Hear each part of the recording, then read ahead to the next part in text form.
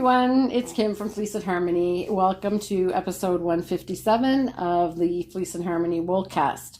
You may notice that I am here by myself, and where this is just going to be a little bit of an abbreviated update type of podcast. We have a little bit of shop update to share, and I wanted to share with you a few things that have been going on in the last couple of weeks since we last saw each other. So obviously Betsy and Simone are not here with me. There's been a lot of life happening in the last 2 weeks, and I'll explain everything. So this is September 27th, if you're watching it on the day that it's been released. And since we last saw each other, we've had a very exciting visit with some special guests, a lot of special guests.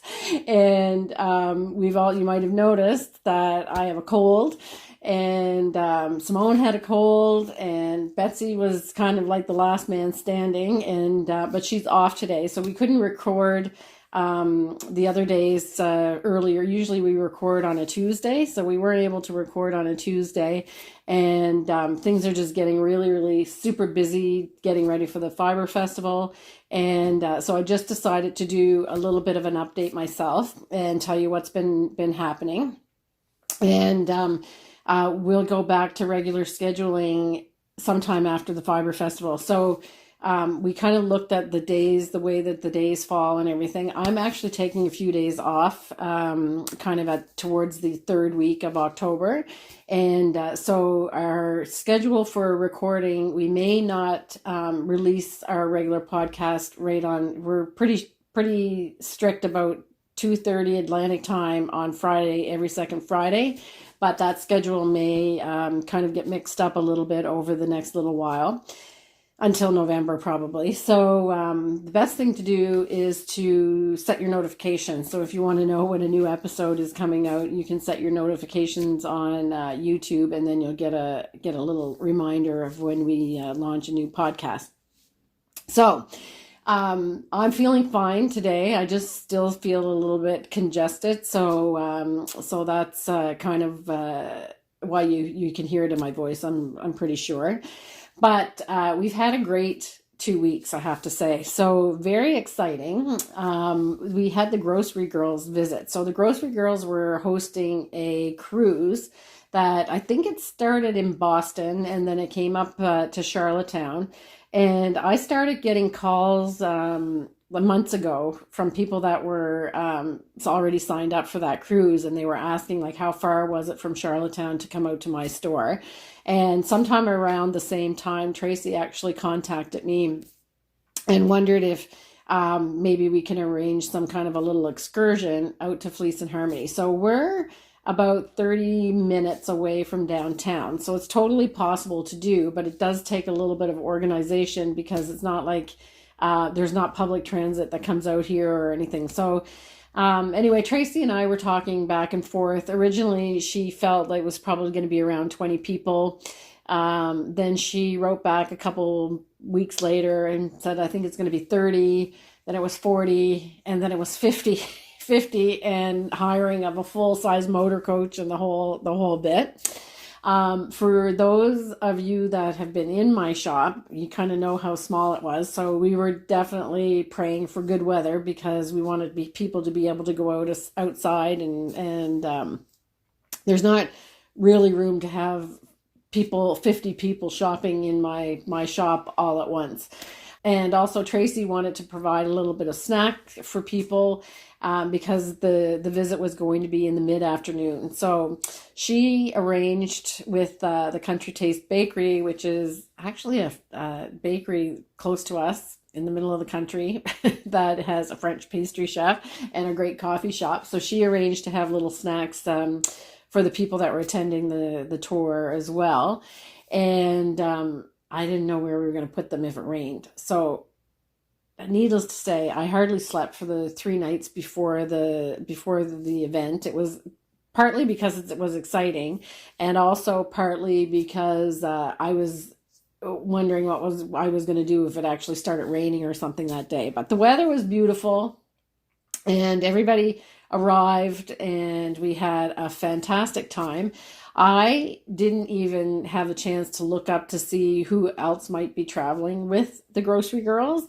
And so when everybody arrived here, we found out that the instructors for the workshops on the cruise were Laura Lee Beltman, who I've taken classes myself from Craftsy from her, and Vincent Williams, who is mainly a crocheter, I think, but he was published in Crochet Wizardry.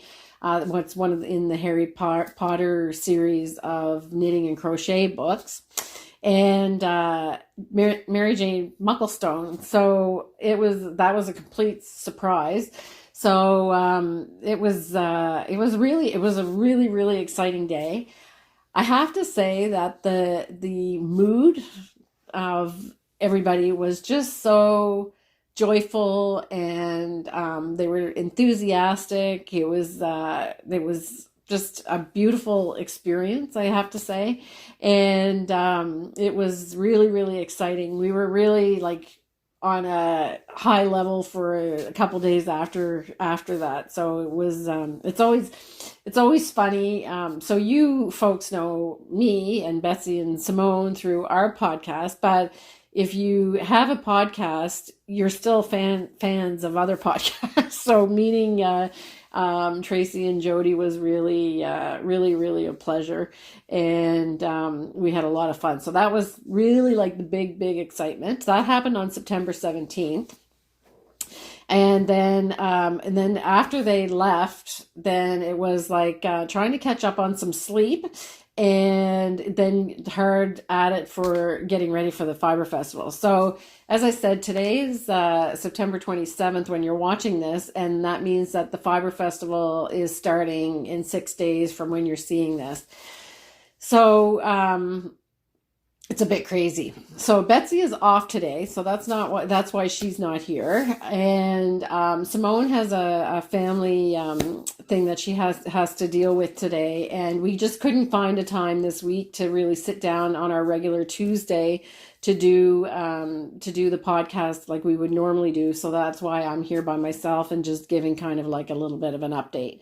And the schedule will be a little bit disrupted for the podcast, probably until after the Fibre Festival, because we're all like working really, really hard to make as much yarn as possible and get things all organized for the Fibre Festival. So having said that, that's what we've been doing. And so this will just be, like I said, about a half an hour, and we're just going to talk about a few things that are new in the shop.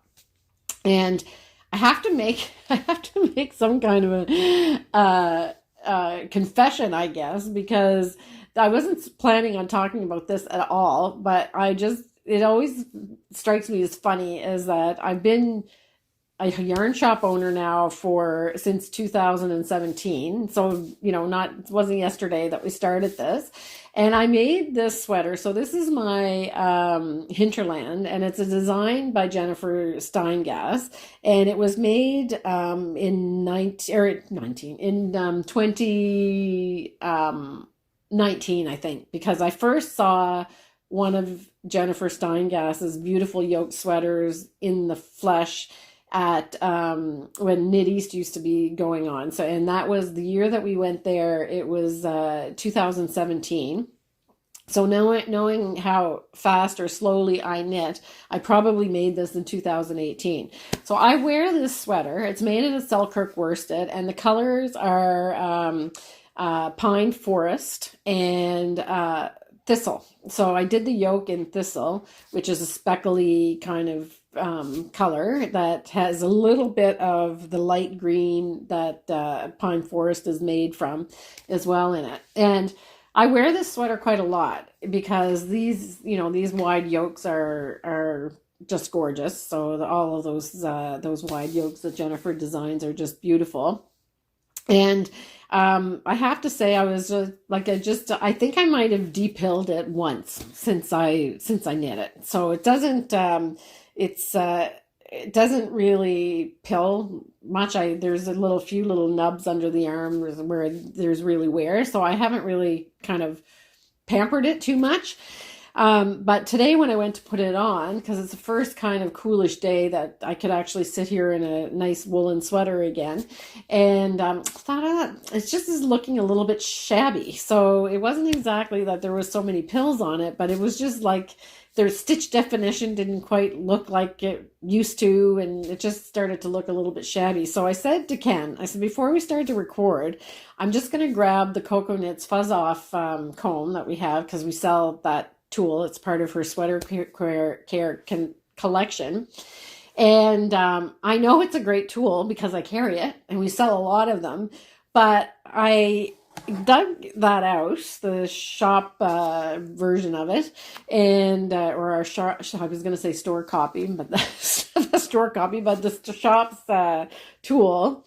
And when this came out, it was really, really, really cool because it looks like an old-fashioned razor.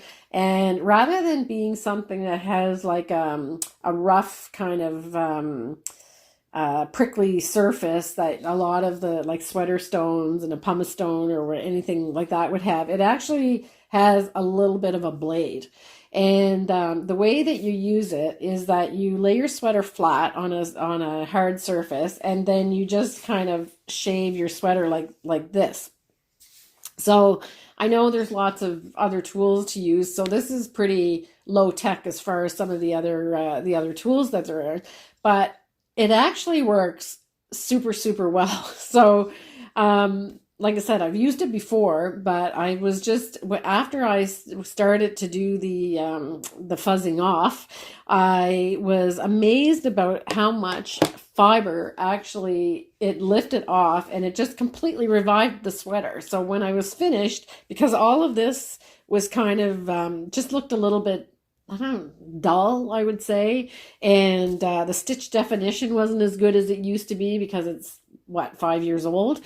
And so I got this off of it, this much, and it just completely perked up the sweater again. So I thought, well, I'm going to talk about that on the Woolcast, because it's just amazing that you can have that kind of just to revive your stuff, just to give them a little bit of tender loving care.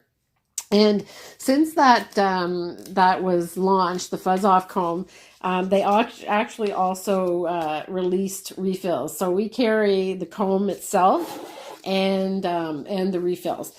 I will say one thing, and if some of you have purchased this and have experienced it, then you'll know what I'm talking about. But this Coco Knits is very very sensitive to all of their products being compostable or easy on the environment and so forth. So they don't use plastics. They use other things to make their things that look like plastic. So they make them out of recycled materials or materials that will break down in compost and that kind of thing. So this has a metal blade, which is removable. So you can dispose of that separately, this very small piece here. And then the rest of this is, it's some kind of composite. It's not plastic.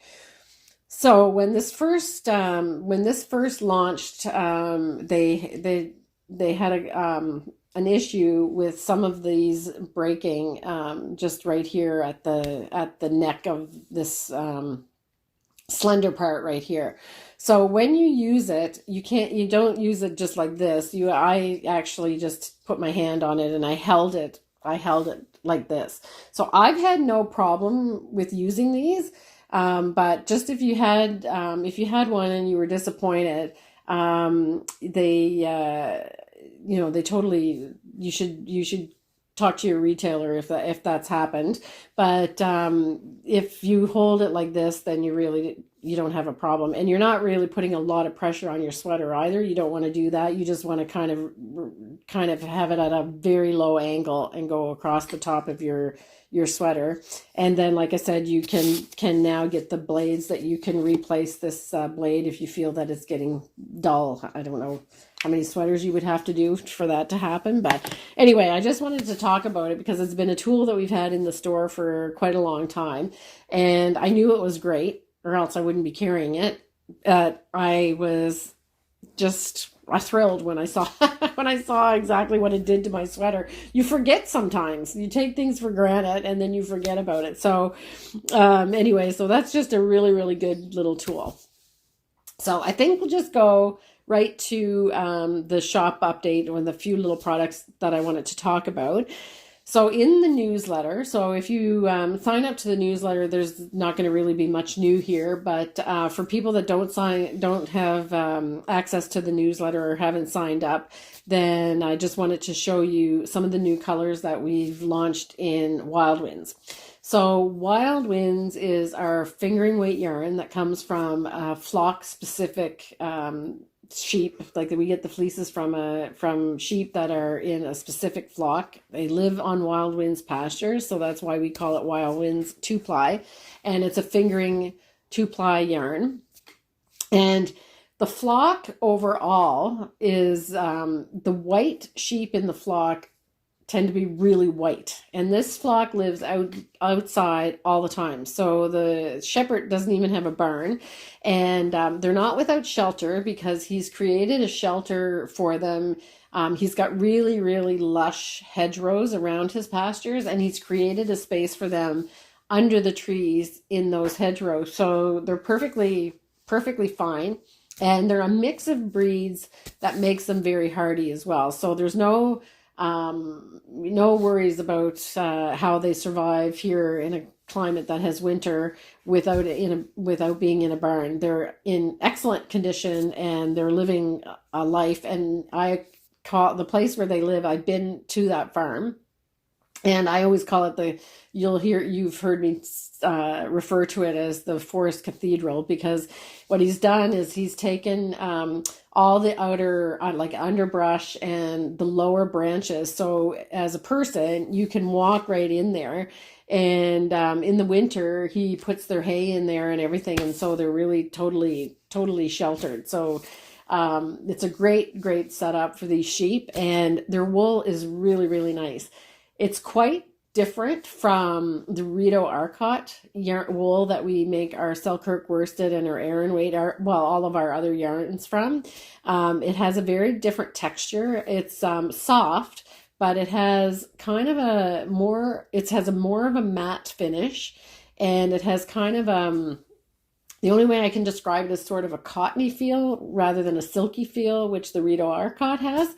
And but it takes color beautifully, and it's just a really, really beautiful yarn to knit with. So we have quite a selection of colors now. So we actually have pine forest, and we do thistle in that as well, but we already had pine forest and we had clover. So these are two colors that we had launched before, but we wanted to do a little bit more in the warm autumnal colors, and so we started with these two and said, what could we make that would complement them? So we added pine cone, and pine cone is like a really nice, rich brown. And the way that it goes on with the hand dyeing of our yarns is that you get this great tonal quality with it. So if you're looking for a really cozy, warm brown, this is a good selection or a good choice.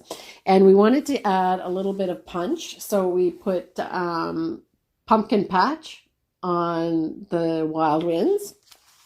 And then one of our most popular color is bramble, and so Betsy dyed up bramble to go with this, and you can see that these colors all go very well.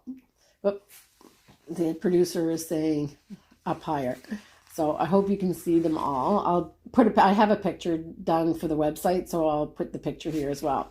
So if you were wishing that we had more warm tones in the Wild Winds, because truthfully most of the tones now are quite cool, then we've now provided you with those. So that's great, and you can order those. They're on the website now. The other thing I wanted to talk about is that we did a pre-sale for the Patty Lyons Knitting Bag of Tricks workbook, and we have that in stock. So if you've taken advantage of the pre-sale. We've shipped you out your books, and but we still have more copies. People were asking me what the difference is between this book and the Knitting Bag of Tricks. And I don't know that I gave an adequate answer because I hadn't seen the workbook yet. So the difference is that the workbook is really like an exercise book. So you can see how it's got tabs. There's lots of places to write notes as you do the different sessions and things like that. And you've got stickers, so if you want to put stickers on your things, there's a whole section of that. And just like lots of places to keep track of all your needles. It's spiral bound, so you can, it lies flat, so you can, it really is a workbook. And the way that I described it is, everybody knows the importance of doing a swatch, but if you've never done a swatch before, how do you make a proper swatch? So these are the kind of exercises that you have in here. And I had a couple questions about what's the difference, should you buy one over the other? And what I would say is the Knitting Bag of Tricks book has a lot of different tips and tricks in it that will improve your knitting for sure. And she goes into a lot of detail about how to perform each of those maneuvers and things like that. So this is a very valuable book if you want to look something up. How should I do this? How can I improve a left leaning increase or a right leaning decrease or whatever? That you're really going to learn a lot with this book. In this book, she works you through the process of learning the different things, and it's really like an exercise book. So I would say that the two would go together, and you could use each one of them separately. This one is about 160 pages, I think, if I'm not mistaken, and it and so you have but you have pages of stickers and notes and things like that. This one is 200 pages of tips and tricks. So this is kind of like a deep dive on more different things, but it doesn't take you through the process of it tells you what to do, but it doesn't take you step by step through the process of how do you knit a swatch. It says knit a swatch and how to measure it, but if you actually want to like start with the little exercises to actually get you used to doing the different things, then the workbook is for you. I can see where the value is for both of them, honestly. So it's I know that's kind of a non-committal answer, but they kind of work together. Although you can work and have them separate as well. So we have that in stock. So that'll be a regular item in stock. We have the Knitting Bag of Tricks for the first book usually in stock as well.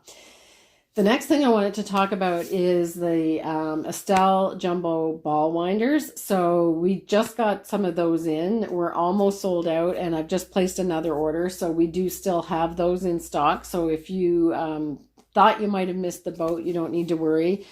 We have, they're coming in, they've already shipped. So we'll have them anytime. I do have 2 left right now. And then by the end of the middle of next week, I'll have more. I won't be bringing any to the Fibre Festival, I don't think, because the store will still be open during the Fibre Festival, and we just can't bring everything from the shop there. Logistically, it wouldn't work. So the store will be open, but if you do want to, if you're not coming to the Fibre Festival or to the shop and you want to order the Estelle Ball Winder, I've already put the stock that's coming in available for the website if you want to order there. So the other exciting thing that happened this week is that or last week, that we got all of our ROWAN fall order arrived. So I've talked about the pure alpaca. So those yarns arrived, and they're just gorgeous jewel tones. They're all up on the website. There was a book that accompanies that yarn called Softly Tailored, which I did a pre-sale for, and Rowan didn't get enough of them. So I'm just waiting for a second shipment. So some of you, we've just put sent them out in the order that they were ordered. So some of you have received them, and we still have a couple customers that are waiting for them. And I haven't put more in stock because I don't have a confirmed time of when they're coming. But all I can do is apologize. It's really, I was speaking to the ROWAN head office, and it was a little bit of a fiasco, I have to say. But we will get those books. Don't worry. I think Betsy was sending people a note about there's 4 people that didn't get them. So we're going to keep you posted on that. And as soon as the Soft Tailor books come in, I will let you know, of course. The patterns are available for the Pure Alpaca on Ravelry. So if you wanted to order your yarn for the different patterns or whatever, all of the yarn specs and everything are there on Ravelry, and you can purchase the patterns on Ravelry out of that book. It's not like the magazine where you can't get the patterns on Ravelry. So I don't know, what can I say? I can't. I'm sorry that happened, and it was really unfortunate, but it is a bit unusual that things kind of went bad at this point. Usually ROWAN is really great to give their supplies on time and everything, but things just were out of people's control. We also do have the magazine, so everybody that had pre-ordered the magazine, they've all been shipped out, and I have the store inventory is in stock right now. It's a gorgeous magazine. This magazine is a tribute to the heritage of ROWAN. So if any of you have been ROWAN followers for a long time and really liked they even went back to Yorkshire where they had photographed some of their early magazines and everything, and it's just a really updated to be modern style, but a real harkening back to their origins of some of those great timeless books that they had in the past as well. And I think that this will become one too. So that's in stock right now. And they launched 6 new colors in felted tweed. So now I think that means that there's 61 colors in felted tweed. And they had the Pure Alpaca, which is a complete new launch. They have the new yarn line, which is mode at ROWAN, which we have in stock. But the one thing that I'm kind of the most excited about is they've launched 6 new colors in fine tweed haze. So if you can remember back a couple seasons ago, ROWAN launched Tweed Haze was fine. Tweed Haze was first, and that was kind of a thicker yarn that was meant to be like if you had Kid Silk Haze held together with one of their thicker yarns, and that was kind of a fuzzy yarn. So that was Tweed Haze, and then they came out with a finer version, which was fine Tweed Haze.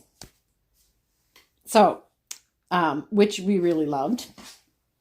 It's more, the thread itself is quite fine, but with the fluff, you can knit it on like a 3.75 or a 4 millimeter needle. And it's the yarn that Simone had designed this cowl, the Happy to See You cowl.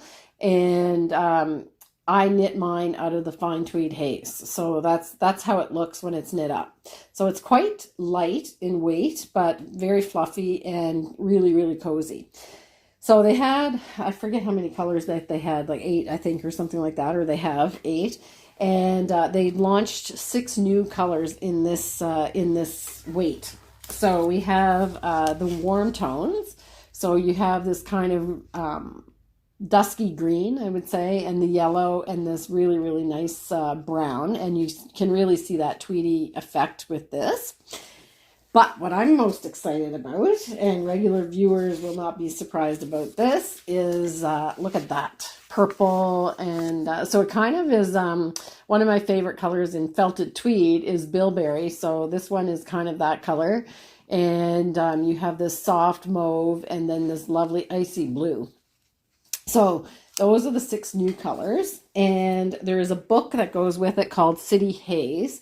So again, if you look up on Ravelry, you'd be able to find all these patterns on Ravelry. I'm not going to have time to do a slideshow for this episode, but you can find the patterns there. And there's some really, really cute things. There's like little vests and things, but there's this one sweater, and it's in this one. Look at this, called Spray. And in the newsletter last week, I put a couple of these pictures, so I'll probably just leave this copy of this in the newsletter as well. So if you wanted to check, you can check the newsletter for the link to this and the fine tweed haze.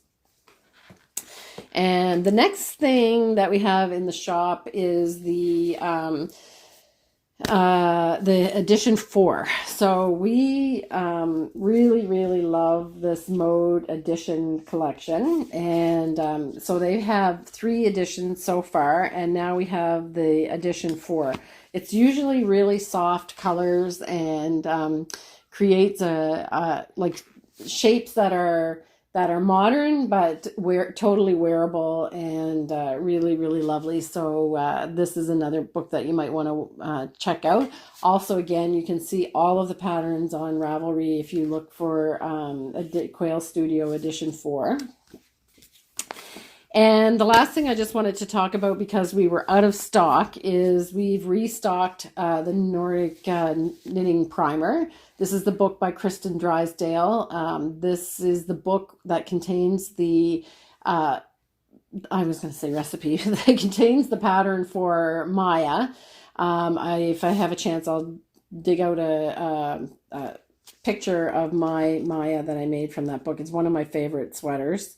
I will find it here, and you can, it's this one. I'm not going to put it close to the the lens of the camera, because I think you're going to be able to see the pattern done. And I did this in purple coneflower and aster, which created a low contrast yoke. That sweater is done from the bottom up. In the round, and then you have the Nordic kind of way of how they join sleeves. So you have the deep yoke from the bottom up that makes the sleeves fit a little bit tighter under the arm, which I actually really like. So that was a nice one of my favorite sweaters as well. And then we've got these 2 little books, which we have somebody local that actually publishes these journals, these knitting journals. And we had a couple of them made for the shop. So we have one, and they have the Fleece and Harmony yarn on the back. But she takes these pictures, and they're just gorgeous. So I love this little fox. And then she took a picture of the Point Prim Lighthouse. So if you wanted to know what the namesake is for our Point Prim sock, that's it. That's the lighthouse right there. And I'm using this to keep notes on my project, my You Can Do It project, my sweater that I'm building from a sample of a sweater that I have. And there's just lots of room for your notes. I'm just going to open it. There's just like a lot of note pages, but then at the beginning of the project, she gives you all the different spaces for information that you would need. So we have these two different styles, and if you like them, we'll order more different ones. She's got like lots of different pictures and stuff from around here that we can use on the covers. So we have those for sale. And I think that's really about it. So like I said, this is really just meant to be a short kind of check-in. And we'll just remind you that the Fibre Festival is October 3rd to the 5th, which is only 6 short days away. So you can take a look at the vendors. We have 38 vendors, I think,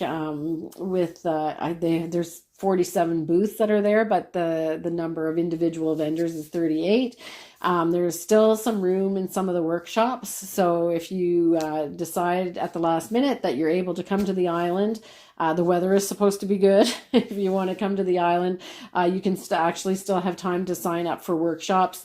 And if you're not interested in workshops, but you just want something that's a little bit more entertainment oriented, I guess, but still learning something and centered around knitting. There is the breakfast with Andrea and Madeline from Fruity Knitting. They're going to be here, and they're holding a breakfast, and they're hosting the breakfast, which originally was just going to be just about having breakfast with Andrea and Madeline, and now they're actually doing a full presentation about how their podcast got started, and some of the anecdotes about people that they've interviewed and things like that. So it's actually quite an informative kind of retrospective of about their podcast. So it sounds really interesting, and there's a breakfast served during that presentation. We talked lots of times about the Friday Night Toe Tapper, which is the Richard Wood event that's happening, where you're going to learn some dancing and things like that that's traditional for around here. And the other kind of lecture event is Kirk Dunn has these beautiful knitted tapestries that he's doing, and the title of the event is The Knitting Pilgrim. And he has this one-man show that goes with these beautiful tapestries that I think it took him 15 years to create them, and they look like stained glass windows. And the topic of the talk is about the common Genesis, I guess is the right word, of the three Abrahamic religions, and how they've developed over the years. His father was a pastor, I believe, and that got him thinking about that. And he does this wonderful show, and this knitted work on these tapestries is really outstanding. So that's another event that doesn't require you to do any work. You can just sit and listen and take it in. But he also has a workshop as well that you can sign up for, and I think there's still a few seats left in that. So there's no harmony part this time. And I think that's it. And stay tuned. We'll be announcing when the next podcast will happen. It may not be exactly in 2 weeks' time, but we're still here, and we'll be podcasting, and we'll hope to see quite a few of you at the Fibre Festival. And if we don't see you there, I hope that you have a wonderful 2 weeks of crafting and all your woolly things, and we'll see you the next time. Bye.